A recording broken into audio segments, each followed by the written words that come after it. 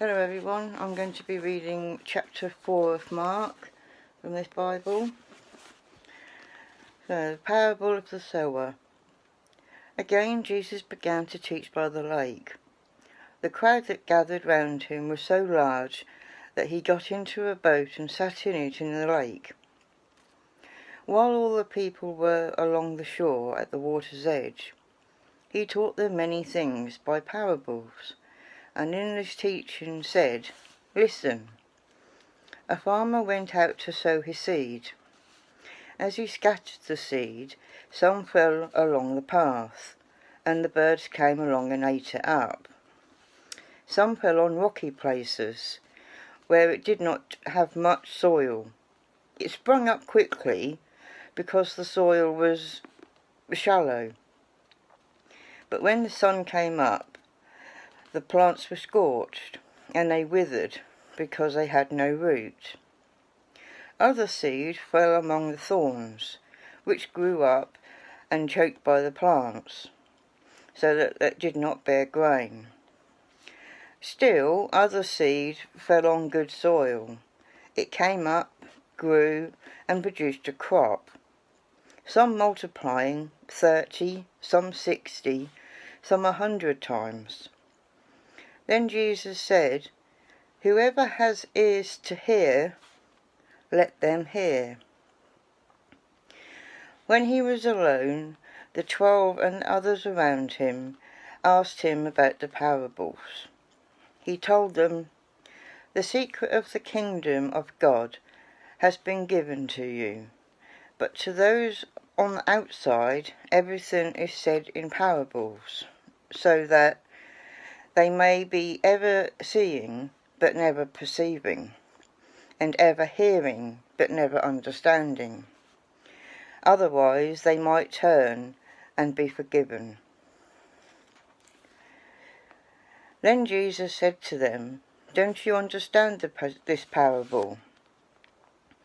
How then will you understand any parable? The farmer sows the word.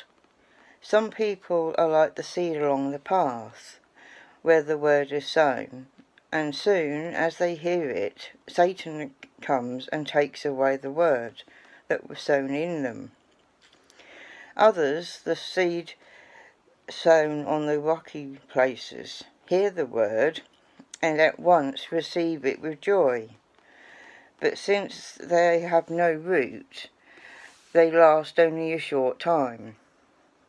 When trouble or persecution comes because of the word, they quickly fall away. Still others, like seed sown among thorns, hear the word, but the worries of this life and the deceitfulness of wealth and the desires for other things come in and choke the word, making it unfruitful. Others, like seed sown on good soil, hear the word, accept it, and produce a crop, some 30, some 60, and some 100 times what was sown. A lamp on a stand. He said to them, 'Do you bring in a lamp to put it under a bowl or a bed? Instead, don't you put it on its stand? For whatever is hidden is meant to be disclosed, and whatever is concealed is meant to be brought out into the open. If anyone has ears to hear, let them hear. Consider carefully what you hear,' he continued. 'With the measure you use, it will be measured to you, and even more. Whoever has been given more, whoever does not have, even what they have will be taken from them.' The parable of the growing seed. He said that this is what the kingdom of God is like.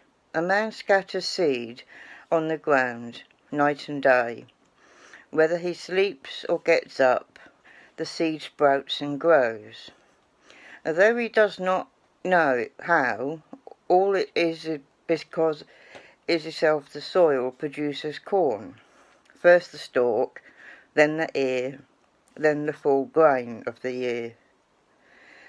As soon as the corn is ripe, he puts a sickle to it, because the harvest has come. The parable of the mustard seed.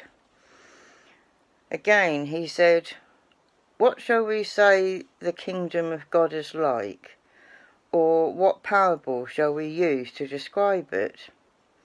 It's like a mustard seed, which is the smallest of all the seeds on earth. Yet when planted, it grows and becomes the largest of all the garden plants, with such big branches that birds can perch in the shade." With many similar parables, Jesus spoke the word to them, as much as they could understand. He did not say anything to them without using a parable. But when he was alone and his disciples, he explained everything. Jesus calms the storm.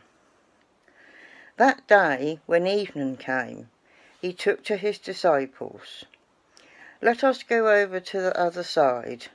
Leaving the crowd behind, they took him along just as he was in the boat,